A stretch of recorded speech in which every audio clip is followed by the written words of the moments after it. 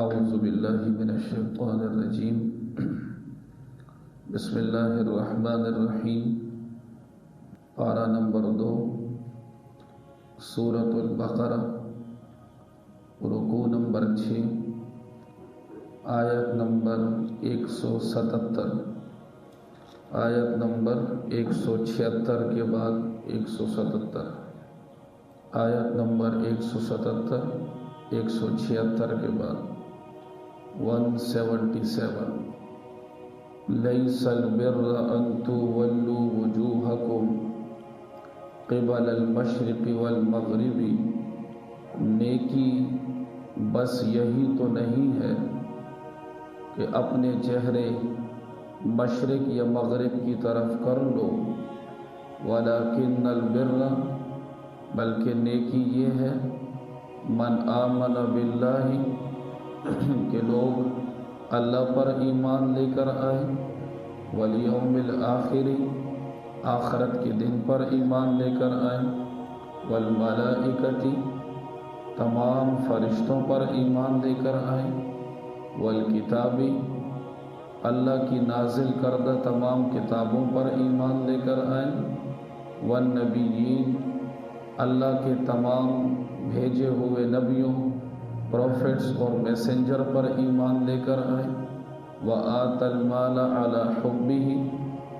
اور نیکی تو یہ ہے کہ اللہ کی محبت میں اپنا مال خرچ کریں، ذوی القربہ، اپنے رشتہ داروں پر، والیتامى، یتیموں پر، والمساکین، مسکینوں پر، وابن السبیل، مسافروں پر، والسائلین، اور اپنا مال سائلوں کو دیں، وفی الرقاب، اور غلاموں کو آزاد کرنے میں اپنا مال خرچ کریں، وأقام الصلاۃ، نیکی تو یہ ہے نماز قائم کریں، وآت الزکاۃ، زکوٰۃ ادا کریں، والموفون بعہدہم اذا عاہدوا، جب کوئی عہد کر لیں، کوئی وعدہ کر لیں، کوئی ایگریمنٹ کر لیں تو اپنے عہد کو پورا کرنے کے عادی ہو، والصابرین فی البأساء والضراء وحین البأس، اور تنگی میں اور تکلیف میں اور جنگ کے وقت وہ صبر کرنے والے ہوں، استقلال کے عادی ہو، اولئک الذین صدقوا، ایسے لوگ ہیں، یہ ایسے لوگ ہیں جو حقیقت میں سچے کہلانے کے مستحق ہیں، وَأُولَئِكَ هُمُ الْمُتَّقُونَ، اور یہی تو وہ لوگ ہیں جو متقی ہیں، اللہ سے ڈرنے والے ہیں۔ میرے عزیزو، اس آیت مبارکہ کے اندر روئے سخن اور اشارہ ان اہل کتاب یہودیوں اور عیسائیوں کی طرف ہے جنہوں نے قبلے کے مسئلے کو، قبلے کی تبدیلی کے مسئلے کو اس انداز سے شروع کیا ہوا تھا ہر وقت کہ گویا کہ قبلے کی تبدیلی سے بڑھ کر تو دین کا اور کوئی مسئلہ ہے ہی نہیں، جہاں بیٹھتے، جہاں کھڑے ہوتے، ہر جگہ بس ایک ہی بحث شروع ہوتی کہ آیا مسلمانوں کا قبلہ بیت المقدس سے خانہ کعبہ کیوں ہو گیا، خانہ کعبہ سے بیت المقدس کیوں ہو گیا تھا۔ تو اللہ تعالیٰ نے یہاں پر ایک بات ذکر کی کہ تبدیلی قبلے کے حوالے سے مسئلے کی جتنی وضاحت ضروری تھی وہ میں نے کر دی ہے۔ یہ کوئی اتنا بڑا مسئلہ نہیں ہے کہ ہر وقت کسی موضوع کے اوپر بات کو جاری رکھا جائے، ہر وقت اسی موضوع کے اوپر گفتگو کی جائے، بلکہ اس سے بڑھ کر جو دین کے معاملات ہیں، اس سے بڑھ کر جو دین کے ایک بہت بڑے پہلو ہیں، عبادات کے، معاملات کے، معاشرت کے، ان کی طرف توجہ کرو جس کی طرف تمہاری توجہ جا نہیں رہی۔ ہر وقت تم نے قبلے کے مسئلے کو شروع کیا ہوا ہے، حالانکہ اس سے بڑے بڑے مسائل تم نے چھوڑ دیے ہیں۔ تو اللہ تعالیٰ نے بتا دیا قبلے کا مسئلہ یہ نہیں ہے، نیکی یہ نہیں ہے کہ بس تم مشرق اور مغرب کی طرف اپنا چہرہ کرو، جس کو میں آج اپنے انداز میں یوں کہہ سکتا ہوں کہ نیکی یہ نہیں ہے کہ صرف آدمی بس نماز پڑھے اور اپنا چہرہ بس قبلے کی طرف کرے اور عبادات کے اندر وہ لگا رہے۔ یہ آیت ہمیں بتاتی ہے کہ سب سے بڑھ کر نیکی یہ ہے کہ اللہ پر پورا ایمان ہو، شرک اس میں نہ ہو، آخرت کے دن پر ایمان ہو، تمام فرشتوں پر صحیح ایمان ہو، اللہ تعالیٰ کی نازل کردہ تمام کتابوں پر ایمان ہو، تمام نبیوں پر ایمان ہو، ختم نبوت پہ ایمان ہو، اور اسی طرح وَآتَ الْمَالَ عَلَى حُبِّهِ، پیسہ خرچ کرنے کا آدمی عادی ہو۔ حُبِّهِ کے دو مطلب مفسرین نے لکھے ہیں کہ یا تو مال سے محبت یا اللہ کی محبت، یعنی ایک آدمی پیسہ لوٹانے والا ہو لیکن پیسے سے محبت بھی ہے۔ کیا مطلب کہ پیسہ سب سے محبوب چیز بھی ہے، پیسے سے اس کو بڑی محبت بھی ہے، لیکن پھر بھی اس محبت کے باوجود بھی وہ یہ پیسہ اللہ کی راہ میں لگاتا ہے۔ اور اس کا ایک مطلب یہ ہے کہ جب بھی وہ پیسہ کسی پہ لوٹائے تو صرف اللہ کی رضا اور اللہ کی محبت میں لگائے، اس میں کسی قسم کی ریاکاری، نمود اور نمائش نہیں ہونی چاہیے۔ وہ پیسہ لگانے والا ہو، رشتہ داروں پہ لوٹانے والا ہو، یتیموں کا خیال رکھنے والا ہو، مسکینوں کا خیال رکھنے والا ہو، مسافروں پر لوٹانے والا ہو، کوئی مانگنے والا آئے تو کبھی اس کو منع نہ کرنے والا ہو۔ اسی طرح اس زمانے میں تو غلام نہیں ہے، لیکن اس زمانے میں ہمارے بہت سے ایسے بھائی ہیں جو جیلوں میں پڑے ہوئے ہیں، کوئی صحابہ کے نام پر جیلوں میں ہے، کوئی ختم نبوت کے نام پر ہے، جس کو آپ نے سنا ہوگا اسیر ناموس صحابہ کا لفظ سنے کہ نہیں؟ تو آدمی ان پہ پیسہ لگائے، ان کو لگائے جو ہمارے دینی بھائی ہیں اور اسلامی معاملات کے اندر جو اس وقت جیلوں میں ہے، تو ان پر پیسہ آدمی لگائے۔ اسی طرح نیکی، نماز، زکوٰۃ، کسی کے ساتھ آپ نے وعدہ کیا، وعدہ ہم اللہ سے بھی کرتے ہیں۔ ہم جب پیدا ہوئے تو ہم نے پہلا وعدہ کیا کیا تھا؟ آمنت باللہ وملائکتہ وکتبہ ورسلہ، آگے والیوم الآخر والقدر خیرہ وشرہ من اللہ تعالی والبعث، یہ ہمارا ایمان۔ لیکن اس کے علاوہ ہم نے کیا کہا تھا؟ آمنت باللہ کما ہوا باسمائہ وصفاتہ، یا اللہ میں آپ پر ایمان لایا ہوں جیسے آپ کا نام ہے اور آپ کی صفات ہے، اور میرا یہ ایمان ہے اقرار باللسان، میں زبان سے بھی اقرار کرتا ہوں، دل سے بھی یہ تصدیق کرتا ہوں کہ زندگی بھر آپ کے ساتھ کیے ہوئے ہر حکم کو اور ایگریمنٹ کو میں پورا کروں گا انشاءاللہ۔ اللہ کے ساتھ جو وعدہ کیا ہے اس کو بھی پورا کرنے والے ہوں۔ لوگوں کے ساتھ بھی جو معاملات کیے ہوں، کسی کے ساتھ زبان کی ہے، کسی کے ساتھ کوئی وعدہ کیا ہے، چا سر نٹا یخیدہ، کسی کے ساتھ کوئی ٹائم آپ نے رکھا ہے، تو قرآن یہ کہتا ہے کہ عبادات سے بڑھ کر اس کی طرف زور لگاؤ کہ تمہاری زبان کی حفاظت پوری ہونی چاہیے، معاملات تمہارے کلیئر ہونے چاہیے۔ جس کے ساتھ جو وعدہ کرو، جو ٹائم رکھو، تو کوشش کرو کہ اس سے پہلے اپنے وعدے پر پورے اترنے والے بنو۔ چاہے کسی سے قرضہ لو، کسی سے ادھار لو، تو جو وعدہ جس کے ساتھ کیا ہے وہ وعدہ آپ پورا کریں۔ والصابرین فی البأساء والضراء، تنگی کے حالات ہوں، تکلیف کے حالات ہوں، کبھی انسان کی زندگی ہے، کبھی حالات اپ ہوتے ہیں، کبھی ڈاؤن ہوتے ہیں، کبھی پیسہ ہزاروں میں ہوتا ہے، کبھی جیب میں 50 روپے بھی نہیں ہوتے۔ یہ تو حقیقت ہے، پیسہ تو کبھی ہوتا ہے کبھی نہیں ہوتا، یہ سب پر یہ حالات آتے رہتے ہیں۔ اور اللہ تعالیٰ فرما رہے ہیں وحین البعث، جب جہاد کا موقع ہو، جنگ کا موقع ہو، تو جو میرے ایمان والے اصل بندے ہیں یہ ہر قسم کے حالات میں صبر کو نہیں چھوڑتے۔ تنگی کے حالات آئیں تب بھی صبر کرتے ہیں، گھروں میں فقر و فاقہ گزر رہا ہو پھر بھی صبر کرتے ہیں، اور جب جنگ کی حالت آ جائے تو دشمن کے سامنے صبر سے مراد استقلال کے ساتھ کھڑے رہتے ہیں، پیٹ پھیر کر واپس بھاگ کے نہیں آتے۔ فرمایا یہ ہے اولئک الذین صدقوا، اصل میں یہی وہ لوگ ہیں جو سچے کہلانے کے مستحق ہیں، واولئک هم المتقون، یہی ہیں وہ لوگ جو متقی ہیں۔ تو میرے عزیزو، اس آیت کے اندر بہت بڑی معاشرت ذکر ہوئی ہے۔ مفسرین نے لکھا ہے کہ اس آیت کے اندر تقریباً معاشرت کے 16 پہلو ہیں۔ تو یہ آیت ہمیں اس بات کا درس دیتی ہے کہ دین صرف عبادات کا نام نہیں ہے، دین صرف عبادات کا نام نہیں ہے، بلکہ دین نام ہے 5 چیزوں کا۔ اس میں عقائد بھی صحیح ہو، عبادات بھی صحیح ہو، معاملات بھی صحیح ہو، معاشرت بھی صحیح ہو، اور تزکیہ نفس بھی ہو، اندر کے دل کے صاف ہونا بھی ضروری ہے۔ اللہ نے اس آیت میں سب کو ذکر کیا کہ تم نے بس صرف قبلے کے مسئلے کو سب سے بڑا مسئلہ سمجھ لیا ہے، اور بڑے بڑے معاملات تمہاری آنکھوں سے اوجھل پڑے ہوئے ہیں۔ عبادات سے زیادہ فوکس کس پہ کرو؟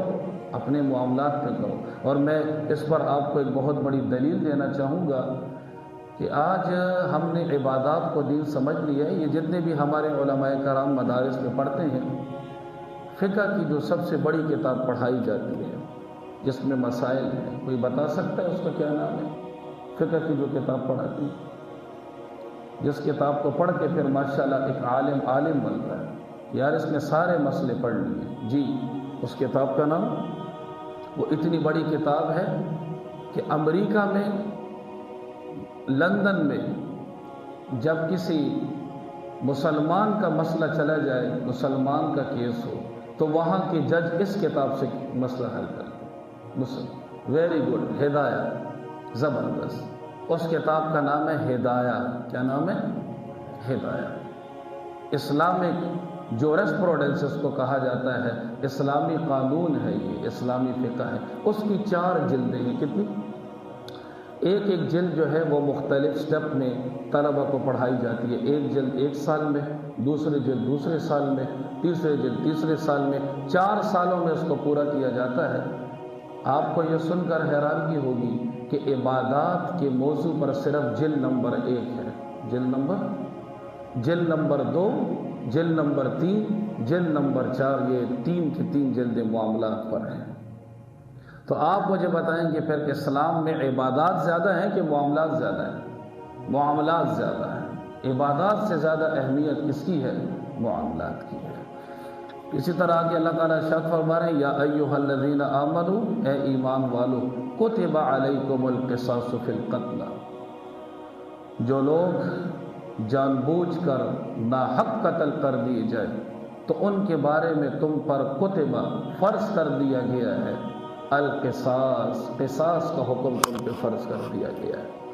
الحر بالحر، آزاد کے بدلے آزاد قتل ہوگا، والعبد بالعبد، غلام کے بدلے غلام قتل ہوگا، والانثى بالانثى، عورت کے بدلے عورت ہی کو قتل کیا جائے گا۔ اس آیت کا پس منظر بھی ذرا تھوڑا سمجھ لیں، پھر انشاءاللہ سمجھنا آسان ہوگا۔ قصاص کا لغوی معنی ہوتا ہے برابری کرنا، مماثلت کرنا، ایکویلٹی، ایکویشن، اس کو کہا جاتا ہے قصاص۔ لیکن شریعت میں قصاص کا ایک خاص مفہوم ہے۔ اللہ نہ کرے اگر کوئی کسی آدمی کو قصداً و ارادتاً، جان بوجھ کر کسی ایسے آلے سے مار ڈالے کہ جس سے مرنا یقینی ہوتا ہے، پستول سے مار دیا، خنجر سے اس کو مار دیا، اسی طرح کسی اور دھاری دار آلے سے اس کو ختم کر دیا، تو شریعت میں اس کو کہا جاتا ہے قتل عمد، قتل جان بوجھ کر ہونے والا یہ قتل ہے۔ اس قتل کی سزا کیا ہے کہ وہ جو مرنے والا ہے جس کو مقتول کہا جاتا ہے، مقتول کے جو ورثہ ہیں، مقتول کے خاندان والے، مقتول کے اولیاء، ان کے پاس 2 آپشن ہیں۔ وہ آئیں، وہ کیس داخل کریں اور گورنمنٹ سے مطالبہ کریں کہ ہمارا بندہ گیا ہے، ہمیں سر کے بدلے سر چاہیے، سر کے بدلے سر چاہیے، ہمیں جان کے بدلے جان چاہیے، بس یہ قصاص ہوتا ہے۔ لیکن اگر ورثہ میں کوئی ایک بھی کہہ دے کہ ہمارا بندہ تو ویسے بھی اب چلا گیا ہے، اب قصاص لینے کا کیا فائدہ، ہم اس طرح کرتے ہیں، ان کے ساتھ جرگہ کرتے ہیں اور دیت کا مطالبہ کرتے ہیں، تو شریعت نے دیت بھی رکھی ہے۔ ایک آدمی کی قیمت شریعت میں پتہ ہے کیا ہے؟ 100 اونٹ، 100 اونٹ ایک آدمی کی قیمت ہے، یا 100 اونٹوں کی موجودہ قیمت نہ ہے۔ اور اگر ایک آدمی کہتا ہے کہ میں سونا دینا چاہتا ہوں تو 375 تولے سونا وہ دے گا اس کے خاندان والوں کو۔ کتنا؟ 375 تولے سونا۔ اور اگر چاندی میں فیصلہ ہو گیا تو 2625 تولہ چاندی اس کو دینی پڑے گی۔ شریعت میں تو ایک آدمی کی بہت بڑی قیمت ہے، نارمل مذاق تو نہیں ہے۔ آج تو چھوٹی چھوٹی باتوں پہ مرغی کی قیمت ہوگی، انسان کی قیمت نہیں ہے۔ کبھی کوئی لاش کہاں سے ملتی ہے، کبھی کوئی لاش کہاں سے ملتی ہے، چھوٹی چھوٹی باتوں پہ قتل ہو جاتے ہیں۔ یا اگر اس پر کوئی نہ ہو تو جرگے والے آپس میں بیٹھ کر کوئی فیصلہ کر لیں کہ ٹھیک ہے ہم قصاص نہیں لیتے، لیکن آپ کے بندے نے ہمارا بندہ مارا ہے، 60 لاکھ روپے آپ ہمیں دیں گے۔ جو بھی وہ معقول حد تک کوئی فیصلہ کر لیں تو اس کو کہا جاتا ہے دیت، اس کو کہا جاتا ہے خون بہا، اور اسی کو کہا جاتا ہے، کیا کہا جاتا ہے؟ خون بہا، جو آپ خون کے بدلے میں لیتے ہیں۔ زمانہ جاہلیت کے اندر ایک عجیب و غریب قسم کی رسم تھی۔ انہوں نے لوگوں کے اپنے اپنے درجے بنائے ہوئے تھے۔ اب میں آپ کو سمجھاتا ہوں۔ اگر ایک غلام کسی آزاد آدمی کو قتل کر دیتا تو اس خاندان والے کہتے کہ یہ جو قاتل ہے یہ غلام ہے، یہ ہمارے لیول کا نہیں ہے، ہمارا آدمی جو تھا وہ آزاد آدمی تھا، وہ ذرا اونچے لیول کا آدمی تھا، قتل کرنے والا ایک غلام ہے، اگر ہم اس کے بدلے اس غلام کو مارتے بھی ہیں تب بھی ہمارے دل کو سکون نہیں ملتا، آپ اس کو چھوڑیں، اپنے خاندان کا اسی کے برابر کوئی دوسرا آدمی ہمیں دیں۔ سمجھ آ گئی میری بات؟ ہم اس کے بدلے یہ غلام نہیں لیں گے، اس کے بدلے آپ کو ہمیں اسی لیول کا بندہ دینا پڑے گا۔ اچھا، اگر قتل کرنے والی کوئی عورت ہوتی، عورت کسی مرد کو مار دیتی تو اس خاندان والے کہتے کہ نہیں، آپ نے ہمارا مرد مارا ہے اور قتل کرنے والی عورت ہے، عورت گھٹیا ہوتی ہے، یہ نیچے درجے کی چیز ہے، ہمیں بھی اپنے خاندان کو کوئی مرد داخل ہو، ہم اس کے بدلے کسی مرد کو لیں گے۔ تو اللہ تعالیٰ نے ظالمانہ اصول کو ختم کیا کہ بھائی جو کچھ بھی ہے، جس نے جرم کیا ہے سزا اسی سے دو۔ اس کے بھائی کو اٹھا کر، اس کے چچا کو اٹھا کر، اس کے ماموں کو اٹھا کر، اس کے خاندان کے کسی اور آدمی کو اٹھا کر فائرنگ سے مار دینا، یہ اسلام میں کسی صورت میں جائز نہیں ہے۔ جو آج ہو رہا ہے، قتل کون کرتا ہے؟ قاتل چھپکے سے بھاگ جاتا ہے تو بس کسی اور پہ نہیں چلتا، اس کے گھر میں آ کے فائرنگ کر کے آپ سب کو مار دیتے ہیں۔ قتل کسی اور نے کیا، قاتل ملتا نہیں ہے، اس کے والد کو اٹھا کے گولیاں مار دیتے ہیں، اس کے بھائی کو اٹھا کے گولیاں مار دیتے ہیں۔ اسی طرح اس پہ بس نہیں چلتا، اس کے بچوں اور بیوی کے اوپر گولیاں مار دیتے ہیں۔ کچھ عرصے پہلے خود میرے در آدم خیل کے ایک دوست مجھے بتانے لگے، کہنے لگے ہمارے علاقے میں ایک قتل ہوا، وہ قاتل ملا نہیں، وہ بھاگ گیا، وہ دشمنوں کو اور کوئی ملے نہیں، وہ آئے اس کے گھر میں اور گھر میں عورتیں بچے سب کو نیند کی موت کی نیند سلا کے چلے گئے۔ یہ حالت ہے۔ تو اسلام اس ظالمانہ اصول کی کبھی بھی حمایت نہیں کرتا۔ جس نے ظلم کیا ہے، جس نے جرم کیا ہے، بدلہ بھی اسی سے لیا جائے۔ لیکن میرے عزیزوں، اب قیمتی بات سمجھ لیں، ایک آدمی مر گیا، اس کو کسی نے مار دیا، اس کا والد ہے، اس کی والدہ ہے، اس کی بیوی ہے، اس کے بچے ہیں، اس کے بھائی ہیں، اس کی بہنیں ہیں۔ اگر سب متفق ہیں کہ ہم نے قصاص لینا ہے تب تو قصاص لے لیں، لیکن قصاص لینے کا اختیار کبھی بھی آپ کو پرائیویٹ اتھارٹی میں نہیں ہے، یہ بھی سن لیں۔ یہ میں آپ کو صاف کلیئر کر دوں، اس پر کچھ لوگ مجھ سے خفا ہوں گے، لیکن میں قرآن آپ کے سامنے بیان کر رہا ہوں کہ کبھی بھی قصاص لینے کا اختیار آپ کو خود نہیں ہے کہ خود پستول اٹھا کے آپ جا کے اس قاتل کو مار دیں، یہ نہیں ہے، کبھی بھی نہیں ہے۔ قصاص لینے کا اختیار اسلامی حکومت کو ہے، گورنمنٹ کو ہے، یہ اتھارٹی حکومت کی ہے۔ قصاص لے گی بھی تو حکومت لے گی۔ اس طرح اگر آپ پرائیویٹ لیول پر سب کو کہہ دیں کہ منڈا لاڑشت، پھر تو ایک خون کا بازار گرم ہو جائے گا۔ پتہ نہیں، ہو سکتا ہے اس سے غلطی سے ہوا ہو سکتا ہے کہ اس بیچارے کی وہ نیت بھی نہ ہو، اور ادھر تو پھر سب لوگ اپنے مسئلے خود حل کریں گے۔ تو قصاص لینے کا اختیار گورنمنٹ کو ہے، عوامی لیول پر کسی کو بھی قصاص لینے کا اختیار نہیں ہے۔ باقی پاکستان میں کسی کو قصاص ملتا ہے یا نہیں ملتا، یہ ایک دوسرا مسئلہ ہے، اس پر مجھے بات کرنے کی ضرورت نہیں ہے۔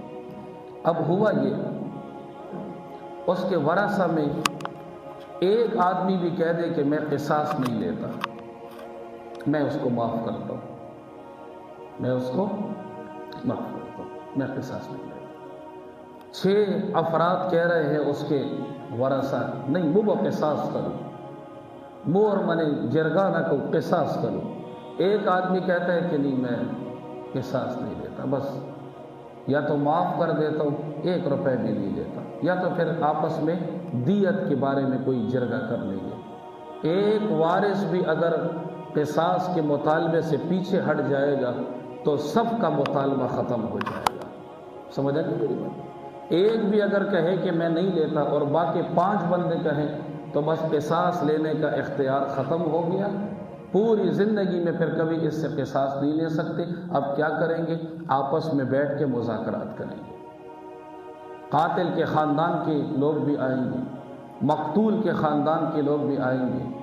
اگر وہ اپنا جرم قبول کر لیتا ہے کہ یار واقعتاً میں نے مارا تھا اور میں نے جان بوجھ کر مارا ہے، بس کسی بات کی وجہ سے تکرار ہو گئی تھی اور میرے دل میں غصہ تھا، تو ایسے صورت میں اگر جرگے کے بہترین مشران موجود ہوں تو وہ آپس میں بہترین کوئی فیصلہ کر لے، 40 لاکھ، 50 لاکھ، 60 لاکھ، 30 لاکھ، 20 لاکھ، کوئی بھی معقول رقم آپس میں کر لیں۔ تو ایسی صورت میں اب جو قاتل کے خاندان والے ہیں اور قاتل، اس کی ذمہ داری ہے کہ وہ محبت اور پیار کے ساتھ وہ رقم ان کے حوالے کریں، اور مقتول کے ورثہ ان کی یہ ذمہ داری ہے کہ اب انہوں نے جب پیسے لے لیے تو وہ قاتل کو کچھ نہیں کہیں گے۔ مجھے اس کو ہارٹ کے بڑے با اثر لوگوں نے بتایا ہے کہ مفتی صاحب آپ ایک بات سنیں، آپ نے تو یہ آیت بیان کی ہے، لیکن اب ہوتا کیا ہے؟ 50 لاکھ میں جرگہ ہو گیا، کس میں؟ 50 لاکھ میں جرگہ ہو گیا۔ اب کرتے کیا ہے کہ وہ مقتول کے ورثہ کہتے ہیں کہ ہم نے قصاص نہیں لینا، کوئی ٹینشن نہیں۔ وہ 50 لاکھ لے لیتے ہیں، 10 لاکھ روپے کسی اجرتی کو دیتے ہیں اور کہتے ہیں مرنا دا قاتل او والا۔ میری بات سمجھ میں آ رہی ہے کہ نہیں آ رہی؟ نہیں آ رہی۔ پیسے بھی لے لیے، قاتل کو بھی مار دیا۔ اس کے بارے میں قرآن کہتا ہے کہ پیسے لینے کے بعد، دیت لینے کے بعد پھر اگر تم اس قاتل کو مارتے ہو، یہ تم بہت بڑا ظلم کرتے ہو۔ قصاص لے لیتے نا، بس اپنا دل وہ کر لیتے، پیسے بھی لیتے ہو، قصاص بھی لیتے ہو، اتھارٹی بھی اپنے ہاتھ میں لیتے ہو، حکومت کو بھی اپنے ہاتھ میں لیتے ہو، یہ تمہارے لیے جائز نہیں ہے۔ اور یہاں اللہ تعالیٰ نے ایک بات ذکر کی ہے کہ اگر قاتل نے مقتول کو مارا ہے تو اللہ تعالیٰ نے مقتول کے لیے بھائی کا لفظ ذکر کیا ہے۔ کس کا؟ جو کچھ بھی تھا، دینی بھائی تھا، پیارا بھائی تھا، بڑے گہرے دوست تھے، پتہ نہیں کسی بات پہ بگڑ گئے اور باتوں باتوں میں بات کہاں نکل گئی؟ پسٹل اور پستول تک چلی گئی، ورنہ تھے تو بڑے آپس میں گہرے دوست۔ تو گویا کہ قرآن بھی یہ کہہ رہا ہے کہ بھائی وہ جو کچھ بھی تھا لیکن تھا تمہارا بھائی، بس اس قاتل سے غلطی ہو گئی ہے، ایسی صورت میں آپ اس کو معاف کر دیں۔ یہی آیت آپ کے سامنے ہے، آپ دیکھیے گا۔ یا ایھا الذین آمنوا، اے ایمان والو، کتب علیکم القصاص فی القتل، جو لوگ جان بوجھ کر ناحق قتل کر دی جائیں ان کے بارے میں تم پر قصاص کا حکم فرض کر دیا گیا ہے۔ الحر بالحر، آزاد کے بدلے آزاد قتل ہوگا، والعبد بالعبد، غلام کے بدلے غلام قتل ہوگا، والانثى بالانثى، عورت کے بدلے عورت ہی کو قتل کیا جائے گا۔ جاہلیت والی باتیں نہیں کرنی کہ نہ دے پسے متبل سڑے راکئی، یہ والی بات نہیں کرنی۔ فمن عفی لہ من اخیہ شیء، پھر اگر قاتل کو اس کے بھائی یعنی مقتول کے وارث کی طرف سے کچھ معافی دے دی جائے، یعنی کیا مطلب؟ معاف کر دیا انہوں نے کہ ہمیں سر نہیں چاہیے، ہم آپس میں جرگہ کر کے بدیت وصول کر لیتے ہیں۔ فاتباع بالمعروف، تو معروف طریقے کے مطابق دیت کا مطالبہ کرنا یہ ورثہ کا حق ہے۔ وَأَدَاءٌ إِلَيْهِ، اور قاتل کے خاندان والوں کا وہ پیسے ادا کرنا، اَدَاءٌ إِلَيْهِ، ادا کرنا بے احسان، خوش اسلوبی سے، محبت سے، پیار سے، تو یہ بھی پھر اس کی ذمہ داری ہے۔ ایسے نہ ہو کہ کہے کہ میں 40 لاکھ دیتا ہوں اور پھر آدمی پھر کہیں پہ غائب ہو گیا، کبھی 50,000 لا کے دیتا ہے، کبھی 10,000 پکڑاتا ہے، یہ کیس تو نہیں ہے۔ بہترین طریقے سے آئیں، ایسے نہ ہو کہ پھر ان کی طبیعت خراب ہو جائے اور معاملہ مزید نہ بگڑ جائے۔ تو دونوں طرف سے کس کا؟ محبت اور پیار کا وہ بتا دیا۔ فمن، اب آیت دیکھیے گا، فمن، اس کے بعد بھی، اعتدى بعد ذلك، جو کوئی قاتل پر زیادتی کر دے۔ کیا مطلب ہے؟ دیت لینے کے بعد بھی، پیسے لینے کے بعد بھی، جو مقتول تھا، مرنے والے کے خاندان والوں نے قاتل والوں سے کیا لے لیے؟ پیسے لے لیے۔ پیسے لینے کے بعد بھی اعتدى بعد ذلك، جس نے پھر بھی قاتل پہ ظلم کیا، قاتل کو مار ڈالا، فَلَهُ عَذَابٌ أَلِيمٌ، ان کے لیے دردناک عذاب ہے۔ اب واضح ہو گئی نا بات؟ جب قاتل سے آپ نے پیسے لے لیے تو اس کے بعد پھر اس کو مارنے کا حق کسی صورت میں نہیں ہے۔ اللہ فرماتے ہیں وَلَكُمْ فِي الْقِصَاصِ حَيَاتٌ یا اولی الالباب، اے عقل رکھنے والو، یہ قصاص کا حکم تمہارے لیے ایسا حکم ہے کہ قصاص کے حکم میں زندگی کا سامان ہی سامان ہے۔ ایک بندے کو لٹکا دو کچہری چوک میں، پورا کوہاٹ نہیں، پورا پاکستان نہ صحیح ہو جائے تو پھر آپ کہیے قصاص کا حکم ہے نہیں، قصاص لیا نہیں جا رہا، چوری پر ہاتھ کٹ نہیں رہے، تو اس وجہ سے جرائم بڑھ رہے ہیں۔ آپ مجھے ایک بات بتائیے گا، میں آپ کو چھوٹی سی ایک مثال دیتا ہوں۔ اس کچہری چوک پہ پورے کوہاٹ والوں کو دعوت دی جائے کہ آئیں، آج فلانے آدمی کا قصاص ہے جس کا منظر پورا کوہاٹ دیکھے گا، اور جتنے بھی ہمارے کیمرے والے ہیں یا میڈیا والے ہیں وہ بھی آئیں اور لائیو اس کو چلائیں۔ وہ آدمی جس سے قصاص لیا جائے، وہ اس کی لائیو ویڈیو بھی سب کے پاس آ رہی ہو، اور کچہری چوک پہ بھی سب لوگ کھڑے ہوں، تو سب لوگ کیا کہیں گے؟ ارے بھائی دیکھو یہ فلانے کا والد ہے، گاؤ فلنکی والا ماما رکھا، فلنکی والا ترگا، فلانے کا چاچو ہے، فلانے کا ماموں ہے، فلانے کا والد ہے۔ حضرت آپ جانتے ہیں فلانے کے خاندان پر ہے، ارے تو اس کا کزن ہے، اس کے چچا کا بیٹا ہے، اس کے ماموں کا بیٹا ہے۔ ایسی صورت میں سب خاندان والے اپنے بچوں پہ نظر رکھیں گے، کہیں سبحان اللہ۔ میری بات نہیں سمجھ میں آئی؟ ایک مرتبہ کسی کو لٹکا دیں، ایک آدمی کے لٹکانے کی وجہ سے پورا خاندان الرٹ ہو جائے گا کہ ارے بھائی خیال کرو، تم میں سے کسی ایک نے غلط کام کر لیا، ہماری عزتیں تمہارے ساتھ چلی جائیں گی، تو لہٰذا اپنی عزتوں کا بھی خیال کرو، ہمارا بھی خیال کرو۔ ایک دفعہ کسی کو پتہ چل جائے کہ سب کے سامنے سر جاتا ہے تو کیا کوئی لوفر بنے گا؟ کیا پھر اس کے بعد کوئی قتل کر سکتا ہے؟ ایک دفعہ کسی کا ہاتھ کٹ جائے کہ جی ہاتھ کٹنے کا اصول ہے، تو پھر کوئی چوری کا اقدام کرے گا؟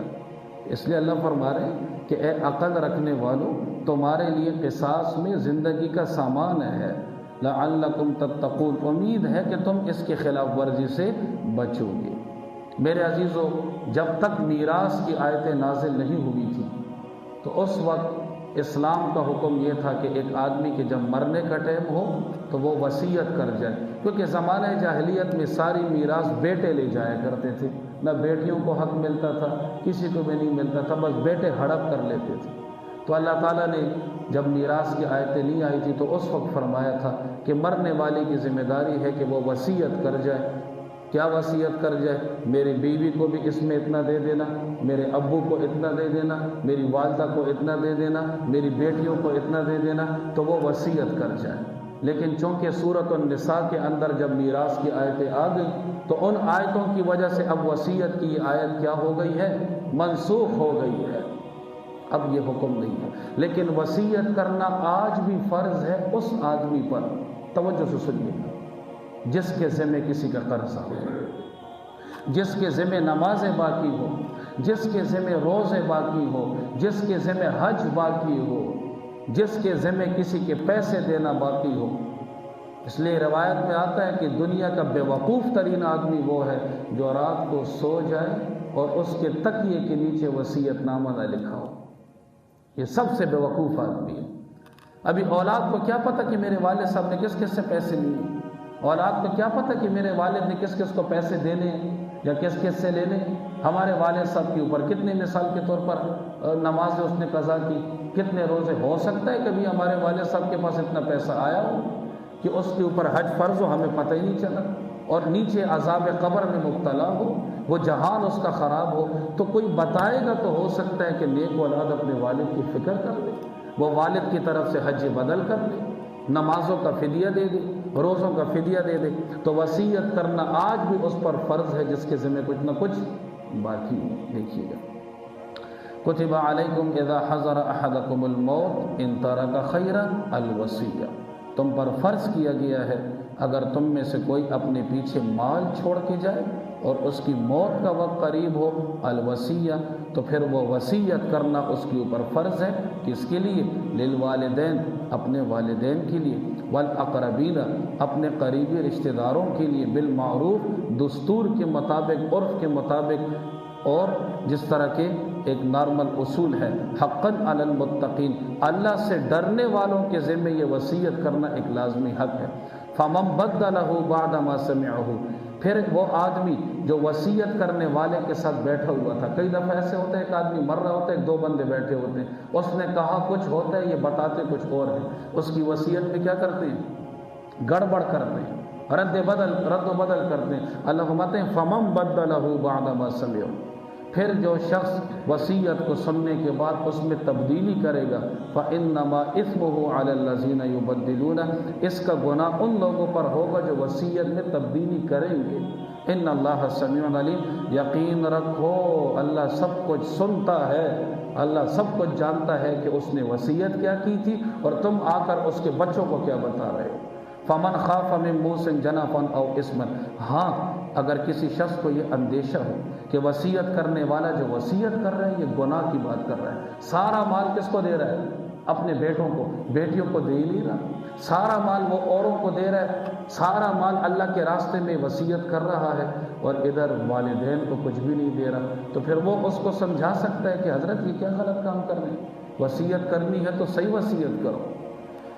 فمن خاف من موص جنفا او اثما، ہاں اگر کسی شخص کو یہ اندیشہ ہو کہ کوئی وصیت کرنے والا بے جا طرفداری کسی کی کر رہا ہے، یا وصیت تو کر رہا ہے لیکن کسی گناہ کا ارتکاب کر رہا ہے، فاصلح بینہم، اور وہ صلح کرا دے، اس کی وصیت کو درست کر دے، فلا اثم علیہ، ایسی صورت میں اس کے اوپر کوئی گناہ نہیں ہے۔ کیوں؟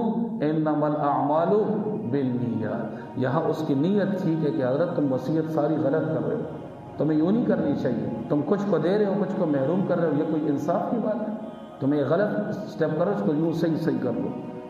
ان اللہ غفور الرحیم، بے شک اللہ بہت بخشنے والا بڑا مہربان ہے۔ تو میرے عزیزو، اب تو وصیت فرض نہیں رہی، اب تو جو مرے گا اس کے والد کا حصہ پکا ہے، سنیں، اس کی والدہ کا حصہ پکا ہے، اس کی بیوی کا حصہ پکا ہے، بیوی مر گئی تو اس کے شوہر کا حصہ پکا ہے، اس کے بیٹوں کا حصہ پکا ہے، اس کی بیٹیوں کا حصہ پکا ہے، دنیا کا کوئی قانون اس سے میراث کو ختم نہیں کر سکتا، اور اگر مرنے والے کی اولاد نہ ہو تو بہنوں اور بھائیوں کا حصہ بھی پکا ہے۔ اب سوال یہ ہے کہ کیا کوئی ایک آدمی وصیت کر سکتا ہے؟ یاد رکھیے گا، ایک آدمی فوت ہو رہا ہو، اس کے جو ورثہ ہیں، ورثہ جو اس کے وارث بنتے ہیں جن کو میراث ملتی ہے، تو لا وصیت لوارث، وارث کے لیے آپ وصیت نہیں کر سکتے کہ وہ 2 پلاٹ بے ماخذ تویر کئی، آگا یہ پلاٹ بے ماخذ تویر کئی۔ آپ کی بیوی کو جب اللہ تعالیٰ خود میراث میں حصہ دے رہے ہیں تو آپ اس کے لیے وصیت اگر کریں گے تو اس کے لیے کریں گے جو وارث نہ ہو، باہر کا آدمی ہو، آپ کا کوئی دور کا رشتہ دار ہو، آپ کسی اچھے دوست کے لیے کریں، لیکن وہ وصیت آپ کے مال کے 1/3 میں جاری ہوگی۔ کس میں؟ ایک آدمی وصیت کرتا ہے میں مر جاؤں تو ماٹول پیسہ چتا ویر گئی، مرکز کے ویر گئی، بتائیں پروفیسر صاحب کتنے پیسے دیں گے؟ 1 لاکھ روپے اس نے چھوڑے، ویری گڈ، 33,000 روپے دیں گے، سارے پیسے نہیں لگائیں، کتنے؟ 1/3، 1/3، یہ نہیں کہ بٹورا پیسہ ویر کا، یہ تو نہیں کہ بس سارا پیسہ وہاں اللہ کی راہ میں دے دیں تو کیا پیچھے گھر والے پھر مانتے رہیں، وہ زکاتوں کے لیے بیٹھ جائیں۔ شریعت اس کے بڑے سخت خلاف ہے۔ جو کچھ سنا اللہ تعالیٰ اس پر عمل کرنے کی توفیق نصیب فرمائے۔